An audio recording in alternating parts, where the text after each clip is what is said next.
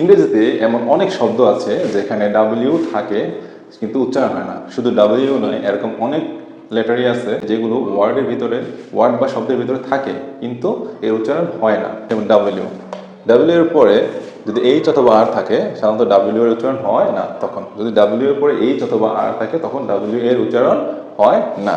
যেমন আমরা যদি এক্সাম্পল দেখি কতগুলো, যেমন আমরা যদি লিখি write, W R I T E, কি লিখলাম এখানে আমরা? এটা রাইট উচ্চারণ করি কি ডাব্লিউ আর আই টি। কি লিখি এখানে দেখেন, ডাব্লিউ যদি না রেখে আর আই টি, রাইট উচ্চারণ হয় কি রাইট। রাইট অর্থ হচ্ছে কি? রাইট অর্থ লেখা।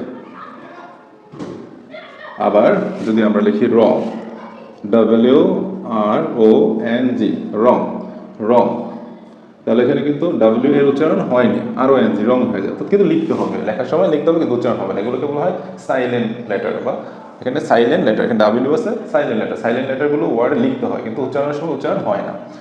যেমন এখানে রং, রং অর্থ কি? রং অর্থ হচ্ছে ভুল। এরপর যদি আমরা লিখি ডাব্লিউ এইচ ও, আমরা বলি কি হু, হু অর্থ কি? হু অর্থ হচ্ছে কে বা যে।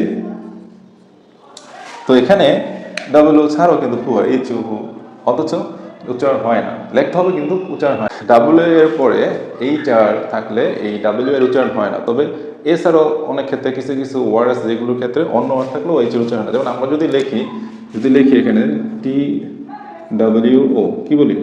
টু বলি, টু বা টু, তাহলে এর অর্থ কি? দুই। এখানে কিন্তু ডাব্লিউ এর উচ্চারণ হয়নি, টিও টু। আবার টি ডাব্লিউ টু, মানে টু উচ্চারণ হয়েছে এখানে। এরপর যদি আমরা যদি লিখি এখানে answer, A N S W E R, কি বলি? অ্যান্সার বলে, বা কেউ অ্যান্সার বলে আবার আনসার বলে। অ্যান্সার বা আনসার। ব্রিটিশ ইংলিশে অ্যাকসেন্ট একরকম হয়, আবার আমেরিকান ইংলিশে অ্যাকসেন্ট আরেকরকম হয়। যাই হোক, আনসার বলি, এখানে দেখেন ডাব্লিউ কিন্তু এখানে উচ্চারণ হয়নি। এরকম যদি আমরা লিখি ডাব্লিউ আর এ পি, এখানে কি বলে? এটা উচ্চারণ, এটা বলি কি? র্যাপ। র্যাপ অর্থ কি? র্যাপ অর্থ মোড়ানো। র্যাপ অর্থ মোড়ানো, মানে যা বলে র্যাপিং করে।